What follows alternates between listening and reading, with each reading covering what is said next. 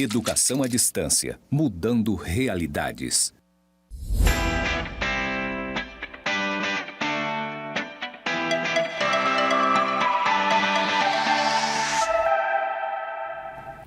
Olha só, chegamos à nossa web aula número 6. Ai, tá acabando. Estamos caminhando para o final do nosso conteúdo, que pena, né? Mas eu tenho certeza que você está aproveitando bastante, que você está se dedicando aos estudos, que você está fazendo a leitura do livro lá da Bibliografia Recomendada, tá com a Constituição Federal aí do lado, tá lendo o Código Tributário Nacional, não é isso? Pois bem, agora a gente vai trabalhar a nossa unidade número 6, onde a gente vai falar o que é o crédito tributário, tá? E as modalidades de extinção e exclusão do crédito tributário, tá bom? Olha só, suspensão, extinção e exclusão do crédito tributário. Eu aqui de novo com vocês, Maria Alva de Souza Silva, sua professora de Direito Tributário aqui para Gestão Pública EAD. Lembrando que o nosso estudo é direcionado para os estudantes de Gestão Pública. Aqui a gente não está fazendo um estudo muito aprofundado, com muito entendimento dos tribunais, nem muita jurisprudência, porque tem que ser um estudo voltado para o estudante da Gestão Pública, para que ele tenha noções gerais de direito tributário. Combinado? Vamos aqui entrar na nossa última unidade da nossa disciplina. Vamos falar de crédito tributário, tá ok? Olha só, a palavra crédito tributário equivale às prestações devidas à fazenda pública quando determinado sujeito passivo realiza fatos geradores de tributos ou comete penalidades tributárias, tá? Olha só, o Código Tributário Nacional adota o lançamento tributário como procedimento administrativo necessário para a constituição do crédito tributário ao estabelecer. Olha só, lá no artigo 142 do nosso CTN ele fala: compete privativamente à autoridade administrativa constituir o crédito tributário pelo lançamento, assim entendido como procedimento administrativo tendente a verificar a ocorrência do fato gerador, ou seja, o auditor fiscal ele vai verificar se de fato ocorreu o fato gerador, lá que é correspondente, né, à obrigação. Ele vai determinar a matéria tributável, ou seja, vai determinar a legislação aplicável. Ele vai fazer o cálculo do montante do tributo devido. Ele vai identificar quem é esse sujeito passivo, determinar quem é essa pessoa que praticou esse fato gerador. E, sendo o caso, ele vai propor a aplicação de penalidade. Caso ele perceba que, na hora do lançamento, que teve uma situação que o contribuinte deveria ter feito, que não fez, que ele deveria ter feito, por exemplo, o recolhimento antecipado, que acontece em alguns tributos, ele verificar que teve algum erro em alguma situação e não foi corrigido, ele pode sim aplicar a penalidade cabível. É só um exemplo, ok? E aí, lá no parágrafo único ainda do artigo 142, temos a seguinte redação: a atividade administrativa de lançamento é vinculada e obrigatória sob pena de responsabilidade funcional. É isso mesmo. Olha só, o auditor fiscal, que é a nossa autoridade administrativa, ela não pode simplesmente deixar de fazer a seu bel prazer. É uma atividade vinculada e, se ele não praticar, ele vai estar incorrendo em responsabilidade funcional, tá? E aí, dessa situação toda aqui que vocês acabaram de ver na tela, nós podemos dizer que o crédito tributário ele nasce com o lançamento. Olha só, eu vou contar aqui para vocês a cadeia de formação de um crédito tributário. Quando a gente está falando de crédito tributário, a gente está falando lá da ponta já, quando o crédito está de fato prontinho, está constituído, está no jeito para passar a ser cobrado do contribuinte. Qual é a cadeia? Nós temos primeiro a hipótese de incidência. O que é essa hipótese de incidência? É a norma legal que diz uma determinada situação. Aí nós temos o fato gerador, ou seja, se a pessoa vai lá e pratica o que falou a hipótese de incidência, ele vai estar fazendo o quê? Ele vai estar se vinculando a uma obrigação tributária. Ou seja, nós temos a hipótese de incidência, nós temos o fato gerador, e com a prática desse fato gerador que está praticando o que descreve a lei, ele vai estar constituindo uma obrigação tributária. Aí, o auditor fiscal, ele vai ver que ocorreu essa obrigação tributária, aí ele vai fazer tudo isso aqui que determina o artigo 142 do Código Tributário Nacional. Aí, o que ele vai fazer? Ele vai estar praticando o lançamento, ou seja, determinando quem é o sujeito passivo, determinando o montante cabível, vai verificar se tem penalidade, ele vai verificar a determinação legal, ele vai ver todos os requisitos para poder fazer o lançamento. Então, o lançamento é esse conjunto de ações que a autoridade administrativa tem que praticar. E aí, depois que ele faz esse lançamento, que ele examina tudo isso, vai estar, de fato, constituído, produzido o crédito tributário, ou seja, o poder o direito que o poder público vai ter de fato, estar lá falando assim, contribuinte, me paga aqui esse imposto de renda, um exemplo, porque você praticou o fato gerador, você auferiu renda e está aqui, já foi feito o lançamento, me paga, tá? Então, é basicamente isso. O crédito tributário, ele fica constituído após toda essa cadeia que eu acabei de contar para você, tá? Vamos dar sequência aqui, tá? E aí, olha só, o papel do lançamento será de apenas formalizar a ocorrência das obrigações legais externadas no mundo real. Tá, gente? Olha esse detalhe, o lançamento, ele vai estar só formalizando, ele não vai estar criando tributo, não. O lançamento, ele vai estar criando o crédito tributário, mas quem cria o próprio tributo é a lei, tá? Então, não vamos confundir o lançamento com a criação do tributo, beleza? Olha só, tá aqui o esqueminha que eu já contei para vocês, temos a hipótese de incidência, depois nós temos o fato gerador, do fato gerador vai para a obrigação tributária, o auditor fiscal vai observar essa obrigação, vai fazer o lançamento e após toda essa cadeia, de fato, após o lançamento é que vai estar constituído o crédito tributário, tá ok? Você pode dar uma pausazinha nessa aula, pode dar uma olhadinha nessa tabelinha aí, que também vai estar lá no seu roteirinho lá onde a gente faz a indicação do livro do autor Rafael Novaes, tá bom? Vamos dando sequência, tá?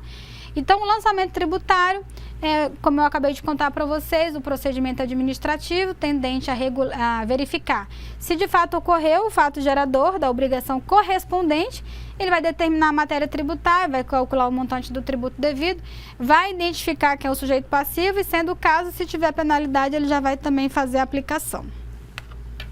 E agora você já sabe o que é crédito tributário, agora vocês vão saber como é que funciona a suspensão do crédito tributário. Ou seja, ele não vai ser extinto, ele vai ser apenas suspenso, tá?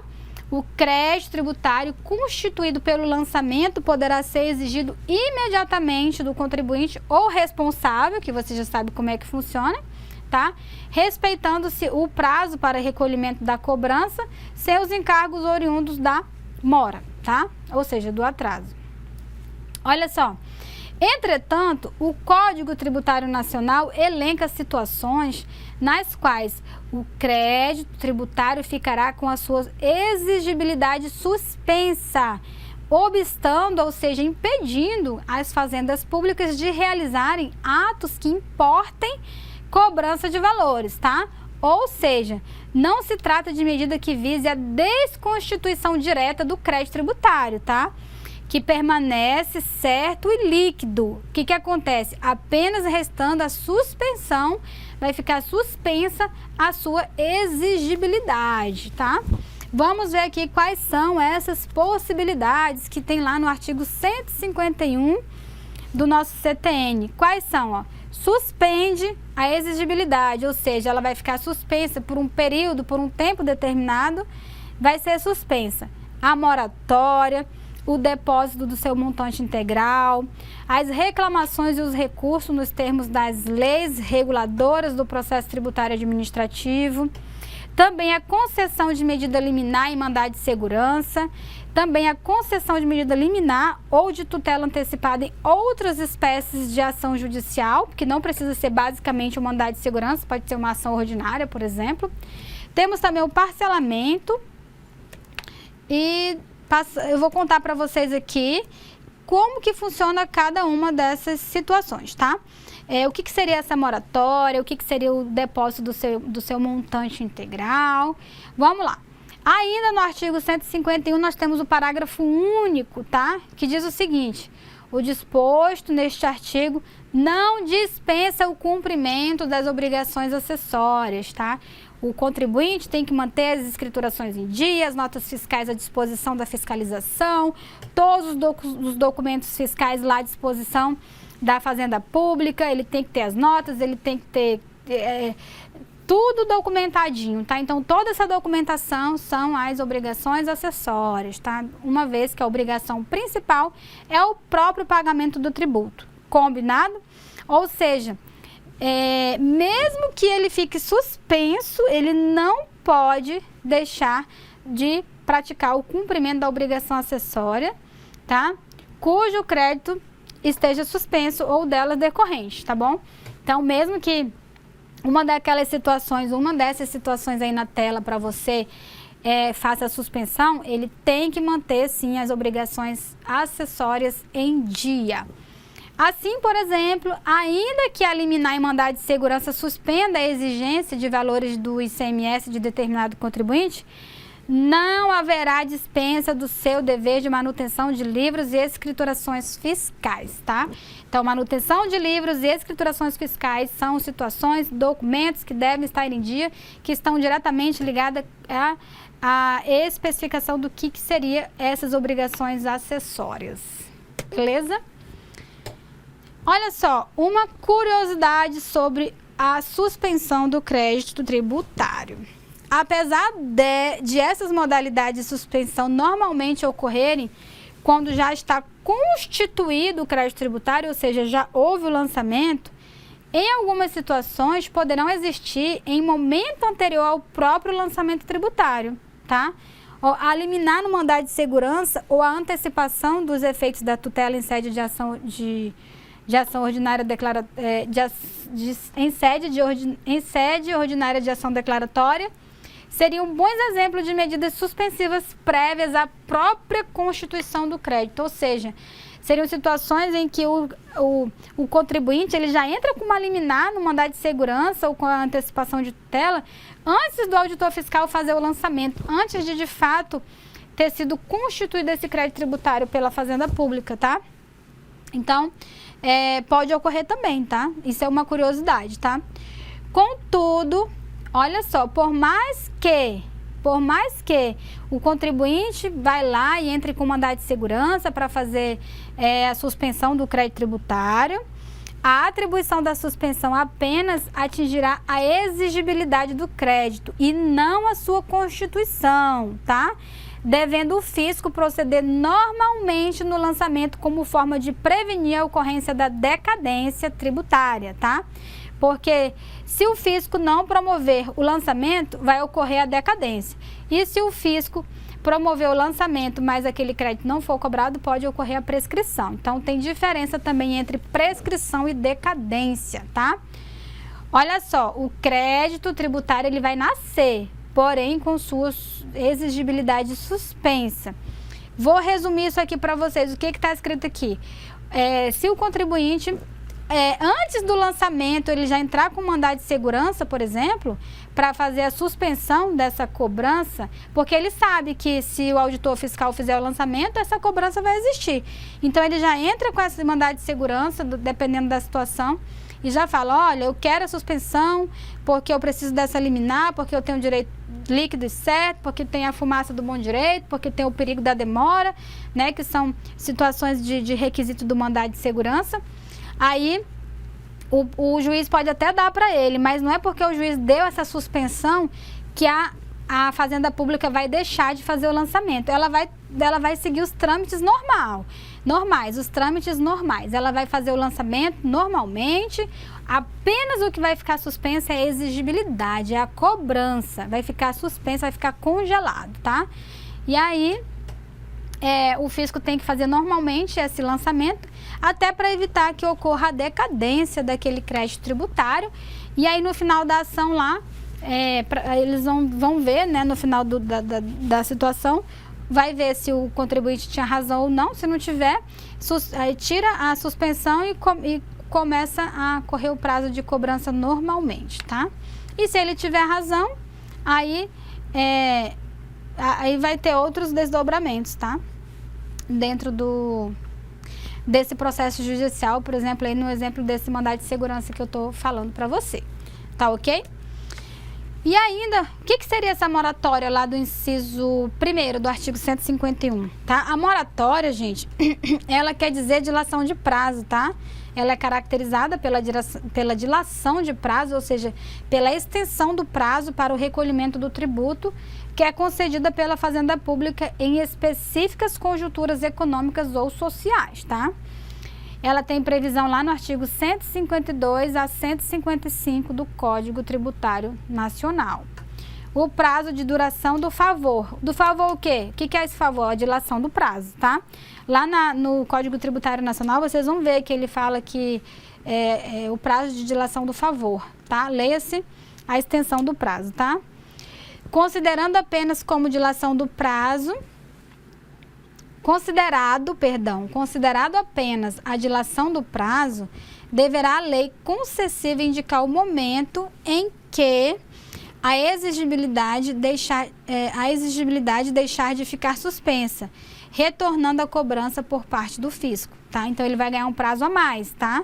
Será revogada, tá? Essa dilação de prazo quando verificado que o beneficiado não cumpriu ou deixou de cumprir os requisitos necessários, incidindo multa se agir com dolo, e tem disciplina própria entre os artigos 152 a 155 lá do CTN, conforme eu já acabei de comentar com você, tá? Então, a moratória basicamente é uma dilação do prazo para o contribuinte poder respirar, dependendo da situação econômica que ele está, ele ganhar um prazo a mais para ele fazer esse pagamento, tá? Mas tem que ver quais são esses requisitos, quando vai ser configurada essa situação econômica para que o poder público possa fazer essa suspensão do crédito por meio da moratória, ok? Vamos falar de montante em depósito integral, tá? O que é esse montante? Caracteriza-se pela ausência real de interesse das fazendas públicas em perseguir valores que já se encontram separados e garantidos ao fisco. Por exemplo, olha só o exemplo aqui na tela para vocês. Um contribuinte poderá ingressar com ordinária ação anulatória de lançamento tributário, objetivando anular o lançamento tributário realizado pelo poder público, beleza? Considerando que o ingresso dessa ação por si só não impediria o fisco de intentar a execução fiscal, o contribuinte pode realizar o depósito judicial dos valores lançados e requerer a suspensão da exigibilidade do crédito tributário até o final da decisão judicial. Aí, quando ele vai entrar com a ação, o que ele faz? Ele já faz o depósito do montante integral, falando assim, seu juiz, eu tenho o direito de ter esse crédito tributário suspenso por isso, por aquilo outro, mas está aqui para garantir, já vou fazer o depósito do montante integral. Se eu tiver errado, aquele dinheiro já vai ficar para o pagamento. Se ele tiver certo, devolve o dinheiro para o contribuinte e faz a extinção do crédito tributário. Então, aí é por isso que se configura depósito em seu montante integral, porque a Fazenda Pública vai suspender, porque ela não precisa ficar cobrando, porque já tem um dinheiro ali para garantir o pagamento daquele tributo. Certinho? E agora vamos falar de reclamações e recursos administrativos. Como é que funciona essa suspensão lá do inciso 3 do artigo 151? Olha só, a origem também tem direito no fundamento constitucional, pois tanto no processo judicial como no administrativo serão a todos garantido o contraditório e a ampla defesa, com os meios e recursos a ela inerentes, bem como o direito de peticionar o poder público contra a ilegalidade ou abuso de poder, que está lá no artigo 5º da Constituição Federal, nos incisos 34 e no inciso 55, tá? Enquanto a mesma Fazenda Pública responsável pelo lançamento não concluiu o julgamento do PAT, que é o processo administrativo tributário, não será justo exigir o pagamento da exação, ou seja, não será justo exigir o pagamento da cobrança. Portanto, o crédito fica suspenso, tá? Vamos para o inciso 4º. O que seria essa liminar em mandado de segurança, tá? Essa liminar nada mais é do que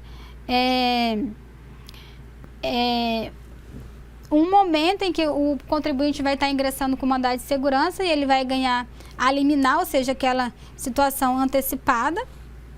Vamos ver como é que funciona, tá? Se esse agente do fisco atuar de forma ilegal ou abusiva, o sujeito tem direito de impetrar o MS, né, que é um remédio constitucional, mandado de segurança MS, objetivando a sua correção. Ou seja, o contribuinte precisará aguardar todo o trâmite do mandado de segurança para obter a suspensão da exigibilidade do crédito? Não, né? Porque se ele tem a liminar vai estar antecipando esse resultado final, só que ele pode ser modificado, ou seja, o juiz ele vai poder antecipar ali aquela decisão, porque ele vai ver que tem o perigo da demora, ele vai ver que tem a fumaça do bom direito, ele entende ali de cara que o contribuinte tem razão. Aí ele já vai dar a liminar, vai falar, ó, suspende o crédito tributário e vamos discutir aqui quem tem razão. Aí lá no final da ação desse remédio constitucional, se o contribuinte tiver razão, ele vai, no caso, vai excluir o crédito tributário e se ele tiver errado, ele vai devolver o direito para o fisco. Ele vai fazer com que lá no resultado final do processo ele diga o fisco tem razão. Ou se, no caso, o contribuinte vai ter razão. Tá? Olha só, a obtenção de certidão de regularidade fiscal só poderia ser requerida com a conclusão do mandado de segurança? É uma perguntinha. A liberação de mercadorias apreendidas deve aguardar todo o processo judicial? Para todos esses questionamentos, a resposta é não. Porque ele pode ter esse direito garantido logo na liminar do mandado de segurança. Ou seja, o juiz já pode antecipar aquele direito para ele enquanto eles discutem ali durante o decorrer da ação. Tá? Aí no final, se ele tiver errado, aí ele vai ter que pagar. Se tiver certo, aí a Fazenda Pública vai ter que excluir o crédito. Combinado? E ainda falando aqui de liminar ou tutela antecipada em outras ações. É a mesma situação, gente. É igual na liminar em mandado de segurança, tá? Só que a diferença é que aqui é em outras ações, como por exemplo as ações ordinárias, as ações comuns, e não mais lá naquele remédio constitucional que é o mandado de segurança. Ou seja, uma vez preenchidos os requisitos, poderá o magistrado conceder antecipação dos efeitos da tutela, tá? Que é a tutela provisória, e determinar a suspensão da exigibilidade do crédito até o final da decisão da respectiva ação. Tá? Ele antecipa ali, mas aí eles vão discutir para ver realmente quem tem razão. A diferença é que ele é eliminar em mandado de segurança e aqui é a antecipação de tutela em outras ações judiciais. Mas a essência é a mesma, tá? E aqui o parcelamento. O que seria esse parcelamento? Está relacionado à facilitação na atividade de pagamento da carga tributária, objetivando minimizar a inadimplência da exação, ou seja, objetivando minimizar a inadimplência dos contribuintes, tá? Se a lei não dispuser de forma contrária, haverá normal incidência de juros e multas, tá? O crédito ele pode ser parcelado para o contribuinte ir pagando, tá? É uma forma de facilitar aí para que as pessoas consigam não ficar, as pessoas, no caso os contribuintes, não ficarem inadimplentes. E aí, dependendo do que a lei vai dizer, porque é tudo por meio de lei, não tem nada que eles façam, que o fisco faça a seu bel prazer, faça de repente da cabeça dele, não, tá? Se a lei dispuser de forma contrária, haverá normal incidência de juros e multas, tá? E aqui, gente, ó, lembrando que aqui eu tô falando de suspensão de crédito do artigo 151. E a partir de agora a gente vai falar de extinção do crédito tributário, tá? Lá do artigo 156 do Código Tributário Nacional. Quais são as possibilidades de extinção do crédito? O pagamento, a compensação, a transação, a remissão, a prescrição e decadência, a conversão de depósito em renda, o pagamento antecipado e a homologação do lançamento nos termos do disposto no artigo 150 e seus parágrafos 1º e 4º. E aí a gente ainda tem também a consignação em pagamento, tem também a decisão administrativa irreformável, assim entendida a definitiva na órbita administrativa, que não mais possa ser objeto de ação anulatória, tá? Então, irreformável, tá? No inciso 9º, decisão administrativa não é judicial, é irreformável, tá? Na 10ª, aí sim, a decisão judicial transitada e julgada, né? Que ali não tem mais para onde correr, já transitou em julgado. E ainda no inciso 11, a dação em pagamento de bens imóveis, tá? Na forma e condições estabelecidas em lei. Porque nós sabemos que é possível o pagamento de tributos, que o artigo 3º do nosso Código Tributário Nacional, ele fala que é prestação pecuniária, né, compulsória em moeda ou cujo valor nela se possa exprimir. Mas há uma exceção onde o poder público pode estar fazendo o recebimento de pagamento nos termos da lei por meio de bens imóveis, tá? E já tem um julgado do STF também em relação a bens móveis, tá? Que assim, eu nem vou entrar nesse mérito para a gente não estender muito, mas assim, quem quiser ficar à vontade para pesquisar, e verificar o entendimento do STF em relação a bens móveis, tá? É bem interessante também, a título de curiosidade para vocês, que também tem a ver com a questão de licitações, tá? E aí vamos falar aqui um pouquinho sobre quais são essas espécies, essas possibilidades de extinção do crédito tributário. Vamos comentar um pouquinho o que significa cada uma delas. Lembrando que você não pode confundir a suspensão com a extinção e com a exclusão. A exclusão, ela é bem rapidinha, pequenininha, são duas situações que você vai ver que está relacionado com a isenção e com a anistia. E agora, para falar de extinção, você não pode confundir, porque olha só, olha aqui para mim agora, olha a dica aqui que eu vou dar para você que está aí na busca de ser aprovado em concurso público. Você está fazendo um curso de gestão pública, não é isso? Portanto, eu acredito que você queira ingressar aí para ser servidor público de órgãos, não é isso? Já pensou você lá trabalhando como técnico tributário, por exemplo, né? É um bom salário. Eu tenho uma amiga aí que é técnica tributária e ela ganha muito mais do que vocês possam imaginar. É um cargo muito bom. E olha só, imagina, você está lá fazendo a sua prova, sabe o que vai acontecer? O examinador da banca, ele vai misturar tudo, ele vai misturar todas as modalidades de extinção com a de, com a de suspensão. E vai misturar suspensão, vai misturar com exclusão, vai misturar com extinção, vai fazer uma salada, ele vai falar, são modalidades de suspensão do crédito tributário. Aí vai falar o pagamento, a compensação, a moratória, já misturou, porque a moratória é de suspensão e o pagamento de compensação é de extinção. Então, assim, fique muito atento, você tem que arrumar um jeito de não misturar essas possibilidades, porque é o que mais cai em prova para te enganar, tá? Isso aí é bem importante, tá? Então, nunca confundir essas modalidades. Eu acho até que eu coloquei uma situação dessa para vocês lá na avaliação, ou foi numa atividade. Mas é importante para você desenvolver, perceber e descobrir que tem essa diferença e elas não podem ser confundidas. Vamos conversar agora sobre o artigo 156 aqui do nosso Código Tributário Nacional. Vamos falar o que significa cada uma dessas modalidades, tá? Para a extinção do crédito tributário, ele pode ser feito por meio do pagamento, ou seja, ele vai se caracterizar pelo adimplemento do tributo mediante a entrega de valores aos cofres públicos. Ou seja, bem resumidinho, é o próprio pagamento. E a compensação, como é que ela funciona? Sujeitos que atuam ao mesmo tempo como credores e devedores um dos outros. Ou seja, se a Fazenda Pública está me devendo, se eu tenho, por exemplo, algum dinheiro para receber da Fazenda Pública, eu tenho algum precatório para receber, eu posso muito bem fazer essa compensação. Olha, Fazenda Pública, eu tenho um precatório para receber de você, mas eu tenho que te pagar um tributo. Vamos fazer a compensação? Pode abater lá. É isso aí, a compensação, bem simplesinho, um devendo para o outro, tá? Aqui na tela de novo. Vamos ver lá no inciso 3º o que é a transação. A transação para configurar a extinção do crédito tributário é quando o sujeito passivo, ou seja, o contribuinte ou o responsável tributário, e ativo, que são no caso as fazendas públicas, celebram concessões mútuas para terminarem litígios e extinguirem o crédito tributário, obedecendo condições estabelecidas em lei.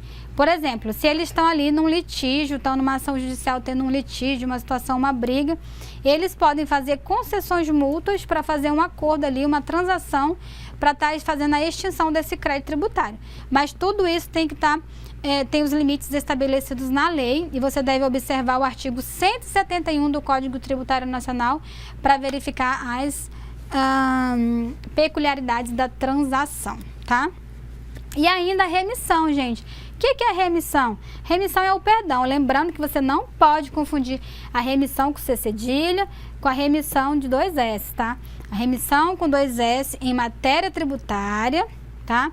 Ela opera-se pelo perdão total ou parcial do crédito tributário, tanto do tributo, mas das penalidades, concedido por lei do respectivo ente político, tá?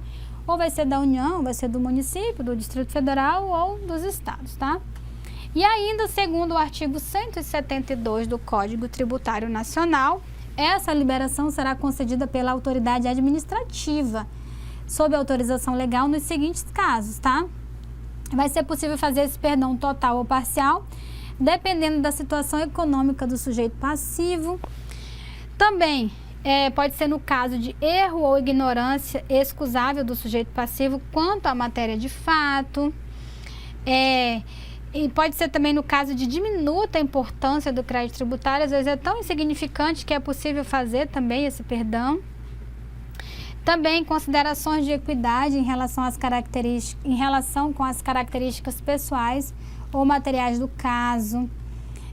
E também condições peculiares a determinada região ou território da entidade tributante, tá? Isso é bem importante também, é possível fazer essa remissão conforme esses casos aí que estão estampados lá no artigo 172 do Código Tributário Nacional, tá? E aqui a gente vai falar ainda sobre uma outra possibilidade de extinção do crédito tributário, ou porque ele está prescrito ou porque ele decaiu, né? E aqui eu vou comentar com vocês sobre a decadência, tá? E a decadência, ela é caracterizada pelo período em que o fisco deverá efetuar a constituição do seu direito ao crédito tributário, tá? Aqui a gente está falando de lançamento, tá? A relação jurídica, ela nasce com a realização do fato gerador do tributo, mas a obrigação tributária apenas seria declarada e o crédito constituído com o procedimento do lançamento tributário, tá? Que está lá no artigo 142. Exatamente esse período concedido à Fazenda Pública para efetivar o procedimento de lançamento tributário é que conceitua como prazo decadencial e que, segundo disciplina do Código, será de 5 anos, ou seja, entre a realização da obrigação tributária, o fisco tem 5 anos para fazer esse lançamento. Se ele não fizer, ele vai sofrer a decadência para a felicidade do contribuinte. E agora vamos falar da prescrição, tá? A prescrição, olha só, a concessão desse novo prazo de 5 anos para o ingresso de execução fiscal conceitua-se como prazo prescricional para o exercício do direito constituído no período anterior, constituído no anterior lançamento. Ou seja, gente, o fisco ele tem 5 anos para fazer o lançamento, tá? Se ele não fizer, vai decair. E após o lançamento, ele tem 5 anos para fazer a execução fiscal, tá? Se ele não fizer, vai estar prescrito. Então, prescrição versus decadência. Olha só, os primeiros 5 anos concedidos se referem ao período decadencial e serão contados da realização do fato gerador até o lançamento tributário. Ao passo que esses outros 5 anos prescricionais se iniciam da constituição definitiva até o ingresso da execução fiscal, tá? Então, na decadência são os 5 anos para o lançamento, após a identificação do fato gerador, né, que ocorre após a prática do fato gerador, automaticamente está constituída a obrigação tributária, né? E aí ele vai ter 5 anos para fazer a execução. Se não fizer, vai estar prescrito. Então, tá aí a diferença entre prescrição e decadência, tá? E aí, vai ter que fazer a extinção do crédito tributário por conta desses 2 institutos, tá? E olha só, vamos facilitar. Tá aqui um quadrinho que eu trouxe para vocês sobre a Constituição, sobre a extinção do crédito tributário, para conversar com vocês sobre como é que funciona o cronogramazinho. Tá aqui a hipótese de incidência, o fato gerador. Aí ele tem 5 anos para fazer o lançamento aqui, ó, entre o fato gerador, tá? E o lançamento, para ele poder constituir o crédito tributário. Após a constituição do crédito tributário, ele tem 5 anos para fazer a execução fiscal. Tá aí na telinha para vocês como que funciona esse período, tá? Essa tabelinha de tempo aí para fazer a extinção do crédito por meio da prescrição ou da decadência, tá? E ainda no artigo 156, sobre a extinção do crédito tributário, nós temos a conversão de depósito em renda, tá? Vocês lembram da suspensão do crédito tributário pelo depósito do montante integral? Pois bem, olha aqui, ó, em caso de insucesso na discussão administrativa ou judicial, o depósito antes usado para suspender será agora convertido em renda, extinguindo-se o crédito tributário. Lembra que eu falei para vocês? Bem aqui, ó, deixa eu voltar aqui na tela para vocês. Aqui, vamos ver. Foi aqui, ó. Lembra que eu falei para vocês assim, ó. Ele vai lá, a Fazenda Pública não tem interesse de cobrar porque a pessoa já ingressou com uma ação para fazer a anulação e fez o depósito do montante para garantir o juízo, né? Aí, se o contribuinte perder, o que vai acontecer? O dinheiro vai automaticamente ficar para o pagamento do tributo. Uma vez esse pagamento sendo ocorrendo, esse pagamento do tributo, o crédito vai ser extinto, né? Porque ele foi pago por meio dessa conversão do depósito em renda. Uma vez que ele estava depositado ali naquela situação, que era o depósito do montante integral, agora ele vai ser convertido em renda. Essa renda vai para os cofres públicos e automaticamente vai estar sendo pago o tributo, e ele, uma vez que naquela situação ele estava para suspender o crédito, agora ele vai estar extinguindo o crédito porque ele foi convertido em renda, tá? Bem tranquilinho assim. Dá uma olhadinha lá tá aqui no artigo 156 do CTN, tá?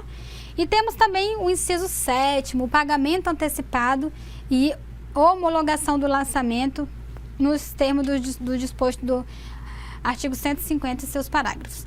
É porque, gente, é bem basiquinho mesmo. O que é esse pagamento antecipado e a homologação, tá? O próprio sujeito ativo, ele vai ser incumbido, ou seja, o próprio sujeito passivo, perdão, o próprio contribuinte, ele vai ser incumbido do papel de verificar a ocorrência do fato gerador. Ele vai ter que fazer a identificação da matéria tributável, bem como ele vai fazer o cálculo do tributo e vai pagar antecipadamente, ou seja, nesse momento ainda nem teve o lançamento do crédito tributário, né? Porque o próprio contribuinte, ele teve que fazer isso, tá? Para a Fazenda Pública, apenas restará efetuar a homologação expressa no prazo de 5 anos sob sua concordância tácita, ou seja, nessa situação tem alguns impostos, pessoal, que o próprio contribuinte ele tem que fazer isso, tá? O próprio contribuinte ele vai fazer toda essa situação antecipada para poder ter a documentação, para comprovar que fez o recolhimento. Aí o que vai acontecer? O auditor fiscal apenas vai verificar se está tudo certinho, se está tudo ok e vai fazer a homologação do lançamento. Bem simples assim, tá? É por isso que é pagamento antecipado, porque se ele está pagando antecipadamente, o fisco vai só fazer a homologação do lançamento, vai verificar, se tiver tudo certinho, vai estar extinto o crédito tributário, tá? E ainda a consignação em pagamento, pessoal, lá no inciso 8º, o que acontece na consignação em pagamento? É quando tem uma ação judicial, tá? O sujeito passivo, ele vai estar entrando com uma ação judicial, tá? E aí, ele vai estar garantindo o seu direito ao adimplemento de tributos sempre que a Fazenda Pública opor as seguintes situações elencadas. Olha só, se a Fazenda Pública se recusar ao recebimento ou subordinação ao cumprimento de exigências administrativas sem fundamento legal ou até por bitributação, o que vai acontecer? O contribuinte ele vai fazer a consignação em pagamento, ele vai entrar com uma medida judicial, ele vai fazer o pagamento em juízo, ele vai falar assim, senhor juiz, eu estou querendo pagar, mas o fisco não quer receber. Aí tem que ver por que o fisco não quer receber, mas o que ele vai fazer? Ele já vai estar fazendo a consignação do pagamento. Ou seja, ele vai estar fazendo o pagamento do tributo. Se tiver tudo certinho, o que vai acontecer? Essa consignação em pagamento, o dinheiro o juiz vai direcionar para os cofres públicos e vai mandar fazer a extinção do crédito tributário, porque ele consignou em juízo o pagamento e, de certa forma, caracterizou o próprio pagamento do tributo, tá? E ainda tem outras modalidades de extinção do crédito tributário, outras possibilidades, que é decisão administrativa irreformável, ou seja, a pessoa entrou lá com uma uma ação, uma contestação lá na esfera administrativa. O auditor fiscal verificou que realmente estava certo, que o contribuinte tinha razão. Aquilo lá não tem mais como voltar atrás, já não tem mais para onde correr, já está tudo certo, já está tudo definido na lei. O que vai acontecer? Vai extinguir o crédito tributário, porque foi uma decisão administrativa irreformável, onde o fisco verificou que o contribuinte tinha razão, tá? E também por decisão judicial, ou seja, o contribuinte entrou na justiça lá, pleiteando uma situação que ele exige a extinção do crédito tributário por algum motivo. O juiz falou que ele tinha razão, a Fazenda Pública não recorreu, ou se recorreu não tem mais para onde ir, ou perdeu o prazo, ou transitou em julgado, não tem mais o que fazer, o contribuinte venceu a ação. Aí o que vai acontecer? Vai fazer a extinção do crédito tributário. E aqui, no inciso 11, a dação em pagamento de bens imóveis, na forma em lei, ou seja, se tem um determinado tributo que o contribuinte ele deseja fazer o pagamento por meio de um bem imóvel e o auditor fiscal vai verificar as formas previstas na lei, ele pode dar aquele imóvel como dação em pagamento e fazer a extinção do crédito tributário por meio da dação desse imóvel, tá? Vamos aqui para o parágrafo único, olha só. A lei disporá quanto aos efeitos da extinção total ou parcial do crédito tributário sobre a ulterior verificação da irregularidade da sua constituição, observando os dispostos no artigo 144 a 149, tá? Então, essa questão dos efeitos da extinção total ou parcial vai ter que ser verificada também, conforme vocês precisam fazer a leitura assim, do artigo 144 e 149. Vamos dar continuidade, porque agora a gente vai falar de exclusão do crédito tributário, que é uma outra modalidade, tá? Para acabar com o crédito tributário. Olha só, nós já falamos de suspensão, nós já falamos da extinção e agora a gente vai falar da exclusão, quando vai ser excluído esse crédito tributário, tá? O que acontece? A exclusão, gente, ela se refere, tá? Ao impedimento de seu surgimento, tá? Olha só, a exclusão do crédito tributário evitará a existência do lançamento, tá? O crédito tributário não vai ser nem lançado, portanto, será identificada em momento posterior ao fato gerador e anterior ao lançamento. Vou voltar aqui naquela tabelinha para vocês aqui, para vocês entenderem o quadrinho. Tá aqui a sequência de formação do crédito tributário, tá aqui, ó. Fato gerador e lançamento, ou seja, ela vai ser verificada após o fato gerador, mas ela não vai ocorrer o lançamento dela. Sem o lançamento, não vai existir o crédito tributário, tá? Vamos lá, aqui, ó. Tá aqui, ó. Então, a exclusão, ela evitará a existência do lançamento e, portanto, será identificada em momento posterior ao fato gerador e anterior ao lançamento.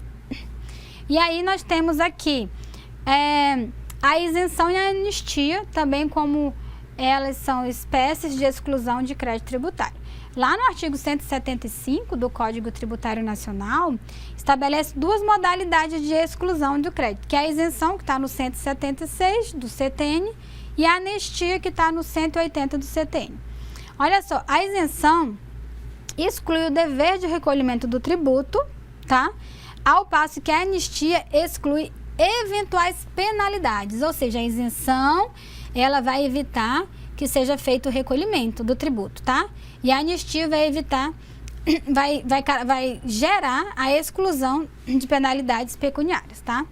Olha só, em ambas as situações, a exclusão, tá? Que é a palavra genérica, corresponderá à obrigação tributária principal relacionada ao tributo e às penalidades pecuniárias, tá? Não dispensando o dever de normalmente cumprir formalidades da obrigação tributária acessória. Vocês perceberam que durante todo o nosso estudo do direito aqui tributário, o contribuinte, ele pode estar com imunidade, ele pode estar com o que for, que ele tem que cumprir a obrigação acessória, porque é essa obrigação acessória que vai configurar aquele direito de ele estar imune, ou de ele estar isento, ou de qualquer situação. Então, em ambas as situações, ele vai ter, sim, que cumprir as obrigações acessórias, tá? E aqui, gente, vamos falar um pouquinho. Aqui a gente já comentou um pouquinho sobre a isenção e falamos um pouquinho da anistia. A anistia ela vai estar excluindo as penalidades pecuniárias. E a isenção vai estar excluindo o dever do recolhimento do tributo, né? Então, vamos falar aqui de isenção, tá? É a espécie de exclusão de crédito tributário concedida pelo respectivo ente tributante como medida de intervenção na seara econômica ou social, tá? Ela enquadra-se como dispensa legal ao dever de pagamento de tributo, tá? A gente já tinha conversado isso bem aqui agorinha, tá? Exclui o dever do recolhimento de tributo, tá? Ou seja, enquadra-se como dispensa legal ao dever do pagamento de tributo. Mesma coisa em outras palavras, tá? E aqui a gente vai falar um pouquinho de anistia, que é uma espécie de exclusão também do crédito tributário, que impede a efetivação do lançamento em relação às infrações, tá? Aqui não em relação ao pagamento do tributo, e sim em relação às infrações. Você pode dar uma verificada lá no artigo 180 do Código Tributário Nacional. Ainda falando de anistia, ela impedirá a constituição do crédito tributário em relação à infração tributária, não se aplicando aos casos de crime, ela não se aplica aos casos de contravenções, onde tem dolo, fraude, simulação ou conluio, tá? A anistia, o contribuinte, ele vai poder ganhar anistia, mas se for verificado que ele praticou alguma dessas ações como crime, contravenção, dolo, fraude, simulação, não vai poder ter esse benefício da anistia, não vai poder. Dá uma lidinha lá no artigo 180 do nosso CTN, ok? E aqui as referências para vocês. Eu espero que você tenha gostado. Tem que ter ao ladinho do material aí de vocês a Constituição, o CTN, já contei para vocês todas as unidades. Eu espero que você tenha gostado, eu espero que você tenha aprendido. Se tiver muito rápido, aperta ali na engrenagemzinha e coloca assim, mais lento, tá? Eu estou tentando aqui passar o mais rápido possível para você, até para não consumir muito do seu tempo. Eu sei que você trabalha o dia todo, você estuda à noite, ou tem gente que não, que tem mais tempo para estudar, mas aqui um resumão para você. Leia lá o nosso o roteiro, vá para o livro, porque aqui é um grande apanhadão assim para você, para complementar o seu estudo, mas eu peço que você não deixe de ler o livro. Eu espero que você tenha gostado, eu amei estar com vocês aqui na regência dessa disciplina de Direito Tributário. Qualquer dúvida é só mandar e-mail lá, marialva.silva@ifro.edu.br. Se tiver dúvida em relação às questões administrativas da coordenação, manda no chat lá do AVA, que eu também estou respondendo sempre, tá?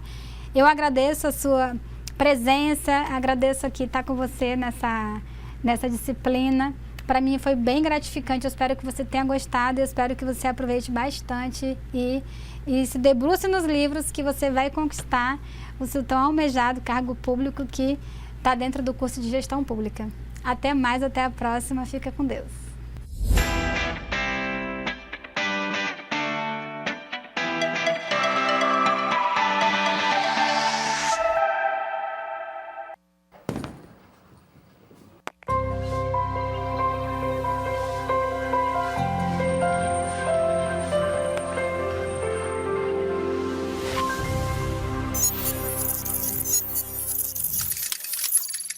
Educação à distância, mudando realidades.